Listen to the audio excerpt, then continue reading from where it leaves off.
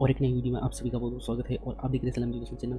और इस वीडियो के माध्यम से एक बहुत ही ज़बरदस्त नोटिफिकेशन का जो आगाज़ हुआ है उसी के बारे में आप लोगों को रूबरू कराने वाला हूँ, क्योंकि आप भी सुनोगे तो आप भी चौंक जाओगे, क्योंकि बहुत ही ज़बरदस्त वैकेंसी का यहाँ पे आगमन हो चुका है। क्योंकि मध्य प्रदेश सरकार इस बार बहुत ही ज़बरदस्त नोटिफिकेशन यहाँ पे अपडेट कर रहा है, क्योंकि 2023 का जो आगमन है बहुत ही ज़बरदस्त होने वाला है इस बार।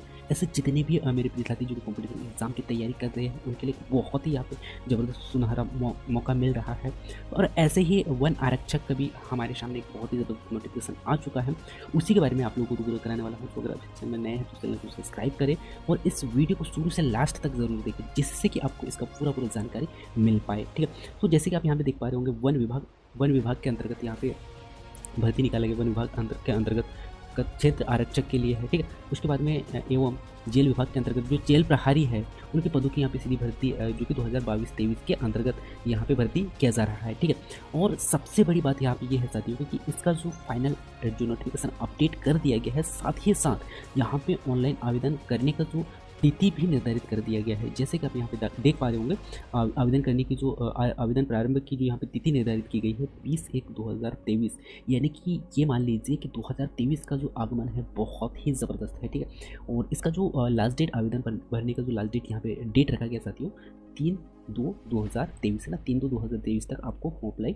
करना होगा। ठीक है, उसके बाद में परीक्षा की तिथि भी यहाँ पे निर्धारित कर दी गई है, जो कि आपका जो एग्ज़ाम होगा 11/5/2023 से आपका एग्ज़ाम स्टार्ट हो जाएगा। ठीक है, इसके बारे में हम थोड़ा सा और जानकारी देखते हैं कि यहाँ पे जो जानकारी क्या दिया गया है नोटिफिकेशन में। ठीक है, तो जैसे कि आप यहाँ पे देख पा रहे होंगे, शुल्कों को लेकर भी यहाँ पे काफ़ी बड़ा जो नोटिफिकेशन में जो पॉइंट रखा गया है। जैसे कि आप यहाँ पे देख पा रहे होंगे शुल्क यहाँ पे अलग अलग कैटेगरी वाइज रखा गया साथ ही जो आरक्षित अभ्यर्थियों के लिए यहाँ पे जो फीस है 500, और जो अनुसूचित जाति एवं अनुसूचित जनजाति एवं पिछड़ा वर्ग जो भी जो कैटेगरी के जो स्टूडेंट है उनके लिए यहाँ पे 250 रुपये फीस रखा गया है। ठीक है, और उसके बाद में जो वैकलांगिक है ना, वैकलांगिक है उनके लिए यहाँ पे कोई शुल्क नहीं रखा गया है, ये आप याद रख लीजिएगा। ठीक है, उसके बाद में ऑनलाइन आवेदन जो है आपको कियोस्क के माध्यम से कंप्यूटर ऑनलाइन के माध्यम से ही फॉर्म अप्लाई करना होगा। और इसका जो एमपी पोर्टल जो शुल्क लिया जाएगा आपसे 60 रुपये, और जो लॉगिन फॉर्म भरने के जो पोर्टल शुल्क यहाँ पे रखा गया है 20 रुपये। इस प्रकार आपको जो पोर्टल शुल्क यहाँ पे देना होगा 80 रुपये। ठीक है, इसके बाद में हम ऑनलाइन आवेदन पद्धति का जो समय सारणी है वो हम थोड़ा सा देख लेते हैं, क्योंकि यहाँ भी जानना हमारे लिए बहुत इंपॉर्टेंट हो जाता है। ठीक है, तो जैसे कि आप यहाँ पे देख पा रहे होंगे, जो समय सीमा निर्धारित की गई है, जो कि दिनांक में आपका जो प्रारंभ होने वाला है एग्ज़ाम प्रणाली क्या है उस पर हम थोड़ा सा चर्चा करते हैं। ठीक है, तो यहाँ पे एग्ज़ाम आपका, जैसे कि मैंने पहले आपको बताया था कि 11/5/2023 से आपका एग्ज़ाम प्रारंभ हो जाएगा, जो कि 2 चरणों में होगा, है ना। पहला चरण और द्वितीय चरण 2 शिफ्ट में होगा। ठीक है, पहला जो शिफ्ट होगा 8 बजे से 9 बजे तक आपका जो रिपोर्टिंग टाइम होगा। ठीक, और उसके बाद में आपका जो महत्वपूर्ण प्रश्न पढ़ने का जो समय यहाँ पे दिया जाएगा आपको 9:50 से 10 बजे तक। ठीक है, यानी कि 10 मिनट का। ठीक, उसके बाद में आपको जो क्वेश्चन हल करना है यहाँ पे 11 बजे से 12 बजे तक, यानी कि 2 घंटे का आपको समय दिया जाएगा इसमें। ठीक, इसी प्रकार सेकंड शिफ्ट में भी जो समय निर्धारित वही किया गया है, जैसे कि आप यहाँ पे देख पा रहे होंगे 1 बजे से 2 बजे तक आपको आपका रिपोर्टिंग टाइम होगा। उसके बाद में 2:50 से लेकर 3 बजे तक आपको जो है प्रश्न पढ़ने के लिए दिया जाएगा। उसके बाद में आपको जो क्वेश्चन हल करना है आपको 3 बजे से 5 बजे तक। ठीक है, यानी कि 2 घंटे का। ठीक, तो ये एक बहुत ही ज़बरदस्त निर्णय यहाँ पे लिया गया है मध्य प्रदेश सरकार के द्वारा। और अब जो वैकेंसियों का जो आगमन है काफ़ी हद तक बहुत अच्छा आ रहा है।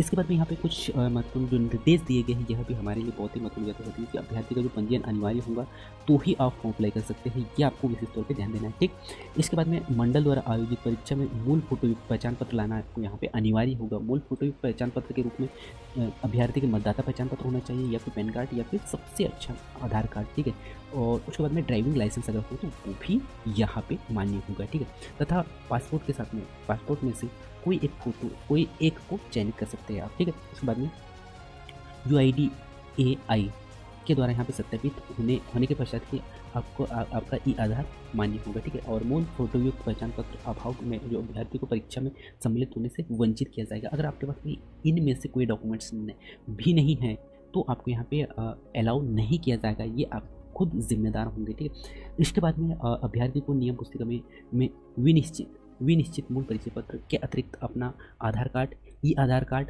और कार्ड की जो छाया प्रति और आधार नंबर और आधार VID की जानकारी लाना यहाँ पे अनिवार्य होगा। यहाँ भी बहुत ही महत्वपूर्ण साथियों। उसके बाद में परीक्षा में प्रवेश के समय एवं परीक्षा के दौरान बहुस्तरीय बायोमेट्रिक सत्यापन अनिवार्य होगा, ठीक है। तथा जिन अभ्यर्थियों का आधार नंबर लॉक है वह दिनांक जो कि परीक्षा केंद्र में उपस्थित होने के पूर्व आधार अनलॉक कराना सुनिश्चित करेंगे, ठीक है। उसके बाद में परीक्षार्थियों को परीक्षा में रिपोर्टिंग समय तथा परीक्षा केंद्र में प्रवेश की अनुमति होगी। समय पे आना है और समय पे ही आऊँगे तो आपको यहाँ पे अनुमति दी जाएगी, यहाँ पे ये कहा जा रहा है। इसके पश्चात विलंब होने पर अभ्यर्थी को प्रवेश यहाँ पे नहीं दिया जाएगा, इसका जिम्मेदार जो है आप खुद स्वयं होंगे, ठीक है। इसके बाद में परीक्षा कक्ष में इलेक्ट्रॉनिक डिवाइस जैसे मोबाइल फ़ोन हो गया, कैलकुलेटर, लॉग, टेबलेट्स वगैरह हो गया या फिर नकल पर्चा आदि यहाँ पे उपयोग वर्जित माना गया है, ठीक है। तो इन सब से आपको यहाँ पे बचना होगा। उसके बाद में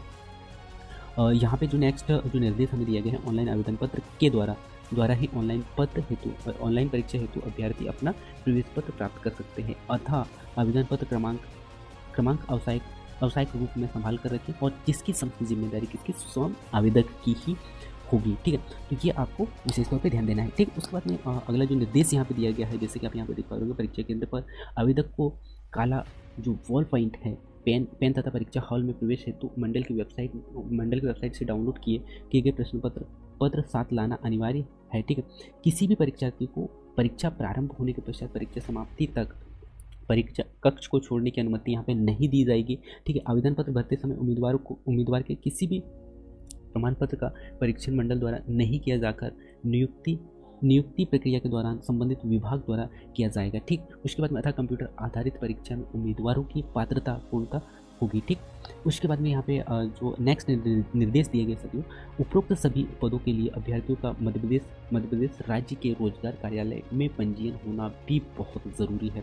तो यह भी पॉइंट हमारे लिए बहुत ही महत्वपूर्ण ध्यान देने योग्य है, ठीक है। उसके बाद में जो अगला पॉइंट में यहाँ पे दिया गया था कि मध्य प्रदेश के विशेष आदिम जाति समुदाय जैसे कि बेगा हो गया, सहारिया हो गया और सहरिया एवं भारिया अनुसूचित जनजाति के अभ्यर्थियों को वन आरक्षक एवं चित्र रक्षक पदों के लिए अपने आवेदन पत्र समस्त आवश्यक प्रमाण पत्र संलग्न करते हुए हार्ड कॉपी में निर्धारित नियम पुस्तिका में आवेदन पत्र भरने की अंतिम तिथि तक मंडल को न भेजते हुए सीधे संबंधित विभागों को पृथक प्रेषित करना होगा। तो मंडल को प्रेषित आवेदन पत्र सामान्य माना जाएगा, ठीक है। उसके बाद में जेल विभाग के पदाधिकारी होने की स्थिति में भर्ती हेतु आदिम जाति जैसे कि बेगा हो गया, शहारिया हो गया, सहरिया हो गया एवं भारिया के अभ्यर्थियों को परीक्षा से छूट का प्रावधान नहीं होगा। वे अभ्यर्थी अनुसूचित जनजाति के अभ्यर्थियों के रूप में परीक्षा हेतु ऑनलाइन आवेदन करेंगे, ठीक। उसके बाद में यहाँ पे जो दिया गया था पुस्तक में यानी कि नियम पुस्तिका में बेगा, सहरिया एवं भारिया से संबंधित सभी कंडिकाएं विलोपित मान्य होगी, ठीक है। उसके बाद में हम यहाँ पे कुछ महत्वपूर्ण निर्देश देख लेते हैं क्योंकि यहाँ भी जानना बहुत ही ज़रूरी है। यहाँ पे मैं वीडियो को ज़्यादा लंबा नहीं करूँगा साथियों, क्योंकि मैं कुछ शॉर्टकट में आप लोगों के लिए जो महत्वपूर्ण है उन्हें मैं यहाँ पे बताने की कोशिश करूँगा। उसके बाद में यह जो PDF है वो मैं कॉमेंट सेक्शन में डिस्क्रिप्शन में मैं यहाँ पे जो इसका जो लिंक है वो दे दूँगा, तो आप वहाँ से डाउनलोड करके भी देख सकते हैं। और कुछ अगर आपको इसमें समस्या आती है तो कमेंट से ज़रूर कीजिएगा, जिससे कि आपका जो भी डाउट है वो मैं आप लोगों को क्लियर कर पाऊँगा। इसके बाद हम यहाँ पे थोड़ा सा पद पे हम चर्चा करते सकते हैं कि पद क्या रखा गया है, पदनाम यानी कि इनका जो वेतन क्या है। तो वेतन अलग अलग जो पदों के हिसाब से रखा गया है। जैसे कि वन आरक्षक के लिए यहाँ पे टोटल जो पद रखे गए हैं 1772, और इनका जो वेतन होगा साथियों 19,500 से 62,000 तक। और इसमें शैक्षणिक योग्यता, क्योंकि शैक्षणिक योग्यता भी बहुत ही महत्वपूर्ण हो जाता है। तो शैक्षणिक योग्यता में आप यहाँ पे देख पा रहे होंगे, शैक्षणिक योग्यता में माध्यमिक शिक्षा मंडल से अथवा सामान्य प्राप्त संस्था से पुरानी पद्धति से यानी कि हायर सेकेंडरी अथवा 10th + 12th पद्धति से 10वीं उत्तीर्ण होना यहाँ पे आपको अनिवार्य होगा, ठीक। इसके बाद में अलग अलग कैटेगरी के हिसाब से अगर हम सीट देखें तो इसमें अलग अलग कैटेगरी वाइज जो अलग अलग रखा गया है। जैसे अनुरक्षित, जो कि अनुरक्षित के लिए बिना वर्ग यानी कि ओपन के लिए यहाँ पे सीट है साथियों 219, और भूतपूर्व सैनिक के लिए यहाँ पे सीट रखा गया है 55, और होमगार्ड स्वयंसेवी नगर सैनिक के लिए 165 है, और संविदा पर कार्यरत जो अधिकारी कर्मचारी हैं उनके लिए 110 जो पोस्ट यहाँ पे रखा गया है। और योग अगर हम टोटल अनुरक्षित सीटों की अगर हम यहाँ पे बात करें तो उनकी जो संख्या है 549, ठीक। उसके बाद में जो SC कैटेगरी के जो सीट हैं वो अलग अलग रखा गया है। जैसे ओपन के लिए है 95 है, भूतपूर्व सैनिक के लिए 24 है, और जो होमगार्ड स्वयंसेवी नगर नगर के लिए यहाँ पे नगर सैनिक के लिए यहाँ 71 है, और उसके बाद में जो संविदा कर्मचारी जो कार्यरत हैं उनके लिए यहाँ पे 47 सीट है। यानी इस प्रकार टोटल जो अनुसूचित जाति के लिए यहाँ पे सीट रखा गया साथियों 237। उसके बाद में उसके बाद में अनुसूचित जनजाति जो है एस टी कास्ट के लिए यहाँ पे जो सीट रखा गया है ओपन के लिए 149, और भूतपूर्व सैनिकों के लिए है 37। और उसके बाद में जो होमगार्ड स्वयंसेवी नगर सैनिक के लिए यहाँ पे जो सीट रखा गया साथियों 112, ठीक है। उसके बाद में जो संविदा कर्मचारी में यानी कि कार्यरत जो कर्मचारी है उनका जो सीट यहाँ पे रखा गया है 75, ठीक है। उसके बाद में इस प्रकार टोटल जो एस टी कोटा में जो यहाँ पे सीट रखा गया है 373, ठीक है। इसके बाद में नेक्स्ट अन्य पिछड़ा वर्ग जो कि ओबीसी के लिए यहाँ पे है 170 बिना वर्ग में यानी कि ओपन के लिए है, ठीक है। उसके बाद में भूतपूर्व सैनिक के लिए 43 है, और उसके बाद में होमगार्ड स्वयंसेवी नगर सैनिक के लिए है 129, ठीक है। इसके बाद में जो संविदा पर कार्यरत जो अधिकारी हैं उनके लिए 85 है, और योग टोटल अगर हम देखें तो 426 है, ठीक है। आर्थिक रूप से कमजोर वर्ग के लिए यहाँ पे रखा गया है 75, ठीक। और उसके बाद में जो भूतपूर्व सैनिक के लिए है यहाँ पे साथियों 119। उसके बाद में होमगार्ड स्वयंसेवी नगर सैनिक के लिए है 56, और जो संविदा पर कार्यरत जो अधिकारी हैं उनके लिए यहाँ पे है 37। और टोटल योग की हम बात करें आर्थिक रूप से कमजोर वर्ग के लिए यहाँ पे सीट टोटल है 187, ठीक है। तो यहाँ पे एक बहुत ही ज़बरदस्त वैकेंसी के रूप में आया हुआ जो पोस्ट आप देख पा रहे हो बहुत ही ज़बरदस्त है, और इसका जो वेतन की अगर हम बात करें तो काफ़ी हद तक बहुत ही ज़बरदस्त है, ठीक है। इसके बाद हम नेक्स्ट जो अगला जो पॉइंट है उस पर हम थोड़ा सा नज़र डालते हैं साथियों। और एक महत्वपूर्ण जानकारी यहाँ पे ये दिया गया है कि जो पद नियुक्ति के लिए जो उम्मीदवार है उनको यानी कि वे भारत का नागरिक होना बहुत ही ज़रूरी है। वे नागरिक का यानी कि भारत का नागरिक होना चाहिए। नेपाल का नागरिक हो सकता है, यहाँ पे उनको अनुमति दिया गया है, ठीक है। और यदि हो तो मध्य प्रदेश सिविल सेवा भर्ती नियम जो कि 1961 में लागू नियम के अंतर्गत प्रमाण पत्र दिया जाना यहाँ पे अनिवार्य होगा, ठीक है। तो ये भी काफ़ी महत्वपूर्ण जानकारी है। इसके बाद में हम यहाँ पे आयु सीमा पे हम थोड़ा सा चर्चा करते हैं साथियों, क्योंकि यहाँ पे काफ़ी महत्वपूर्ण जाता है। जैसे कि आप यहाँ पे देख पा रहे होंगे जो खुली प्रतियोगिता सीधी भर्ती के आवेदकों के लिए यहाँ पे 18 वर्ष से लेके 33 वर्ष तक उम्मीदवारों को यहाँ पे एक मौका दिया जा रहा है। और जो महिला आवेदक है उनको 18 वर्ष से लेके यानी कि 38 वर्ष तक यहाँ पे मौका दिया जा रहा है। और जो अधिकतम आयु के जो लोग हैं उन्हें यहाँ पे 5 वर्ष की छूट दी जाएगी, जो कि आरक्षण के तौर पे यहाँ पे सभी को छूट दिया जाएगा, ठीक है। और सभी पदों के लिए अभ्यर्थियों का मध्य प्रदेश राज्य के रोजगार कार्यालय में जीवित पंजीयन होना अनिवार्य होगा। यहाँ पे बार बार नोटिफिकेशन में दोहराया जा रहा है, तो ये आपको विशेष तौर पर ध्यान देना है। इसके बाद में हम नेक्स्ट पे यहाँ पे शारीरिक क्षमता की अगर हम यहाँ पे बात करना चाहते हैं, क्योंकि जो इसमें शारीरिक क्षमता परीक्षण वन विभाग के द्वारा जो लिया जाएगा, जिसमें वन आरक्षक पद के लिए जो न्यूनतम शारीरिक प्रमाप क्या रखा गया है उस पर हम थोड़ा सा नजर डालते हैं। तो जैसे शारीरिक प्रमाप में पुरुषों के लिए यहाँ पे जो ऊंचाई रखा गया साथियों 163 सेंटीमीटर है, ठीक है। 163 सेंटीमीटर आपका होना चाहिए। और सीना यहाँ पे सामान्यतः 79 सेंटीमीटर माना गया है, ठीक है। और सीने का जो न्यूनतम फुलाव यहाँ पे 5 सेंटीमीटर होना अनिवार्य होगा पुरुषों के लिए। और महिलाओं का जो हाइट यहाँ पे रखा गया है ऊंचाई 150 सेंटीमीटर, और सीना सामान्यतः अपेक्षित रहता है, तो इन्हें यहाँ पे इसकी कोई ज़रूरत नहीं पड़ेगी। और सीना फुलाव का भी यहाँ पे कोई प्रमाण नहीं है, ठीक है। इसके बाद में हम नेक्स्ट पे नज़र डालते हैं साथियों।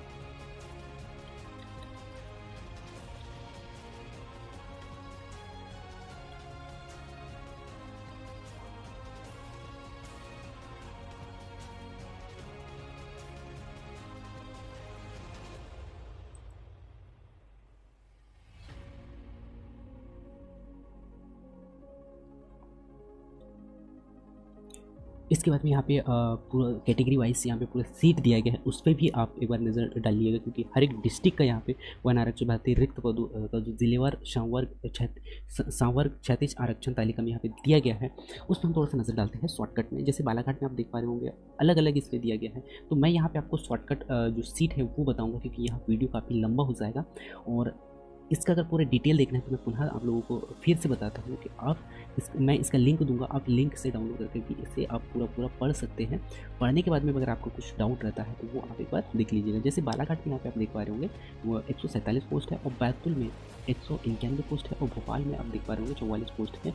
और भोपाल में जैसे सीहोर में 44 है, और विदिशा में आप यहाँ पे देख पा रहे होंगे 20 पोस्ट है, ठीक है। इस प्रकार रायसेन में यहाँ पे है साथियों 94 पोस्ट, ठीक है। और छतरपुर यानी कि छतरपुर में यहाँ पे टोटल 5 पोस्ट, और उसके बाद में टीकमगढ़ में भी आपको 5 पोस्ट देखने को मिलेंगे, और पन्ना में है यहाँ पे 120 पोस्ट, और उसके बाद में जो छिंदवाड़ा है, छिंदवाड़ा में यहाँ पे आपको मिलेंगे 34 सीट, उसके बाद में मुरैना में 10 और श्योपुर में 40, और इस प्रकार नर्मदापुरम में है 65 पोस्ट, ठीक है।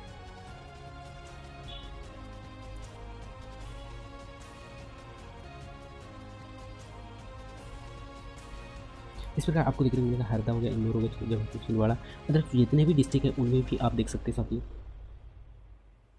थोड़ा सा हम यहाँ पे आरक्षण पे थोड़ा सा नज़र डालते सकते हैं, जैसे कि आप यहाँ पे दिख पा रहे होंगे, अनुसूचित जनजाति के लिए 20% है, और अनुसूचित जाति के लिए यहाँ पे 16% आरक्षण है, और अन्य पिछड़ा वर्ग के लिए 27% आरक्षण है, और आर्थिक रूप से जो कमज़ोर वर्ग है उनके लिए 10% यहाँ पे छूट दिया गया है, ठीक है। और तो ये हो गया। उसके बाद हम नेक्स्ट और पॉइंट देखते हैं। इसके बाद में हम यहाँ फिजिकल देखते हैं कि क्या क्या रखा गया है।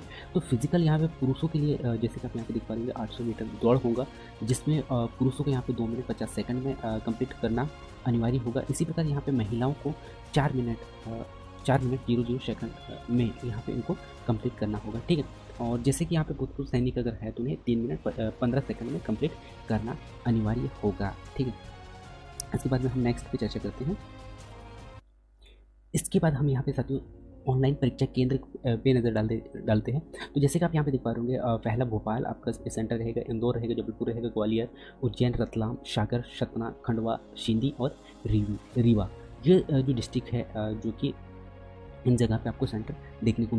उसके बाद में सबसे महत्वपूर्ण बात ये आती है साथियों, क्योंकि आपका जो पैटर्न क्या होगा, एग्ज़ाम पैटर्न क्या होगा, क्योंकि यह हमारे लिए बहुत ही महत्वपूर्ण हो जाता है। तो यहाँ पे आपका जो एग्ज़ाम होगा 100 नंबर का, और यहाँ पे एक बहुत बड़ा बदलाव किया गया है, उस पर भी मैं अगला नेक्स्ट वीडियो बनाने वाला हूँ कि क्या बदलाव किया गया है, तो उसे भी आप ज़रूर देखिएगा। जैसे कि यहाँ पे आप देख पा रहे होंगे सामान्य ज्ञान आपको आएगा, उसके बाद में सामान्य हिंदी आएगा, सामान्य अंग्रेज़ी भी आपको यहाँ पे आएगा, और सामान्य गणित और सामान्य विज्ञान के क्वेश्चन आपको देखने को मिलेंगे। इस प्रकार टोटल क्वेश्चनों की जो संख्या यहाँ पे होगी 100, और अंक भी 100 ही होंगे। और जैसे कि मैंने पहले बताया था आपको कि जो शिक्षा मंडल है, यानी कि इसका जो क्वालिफिकेशन रखा गया है 10+12 रखा गया है, ठीक है। तो ये था साथियों वन आरक्षक का जो नोटिफिकेशन अपडेट किया गया है, उससे मैंने आप लोगों को रूबरू कराया। तो मैं उम्मीद करता हूँ कि यह जो नोटिफिकेशन आपको अच्छा लगा होगा, और ऐसे ही नए नए नोटिफिकेशन पाने के लिए इस साल में एजुकेशन को सब्सक्राइब करें और लाइक करें और शेयर करें। So thank you for watching.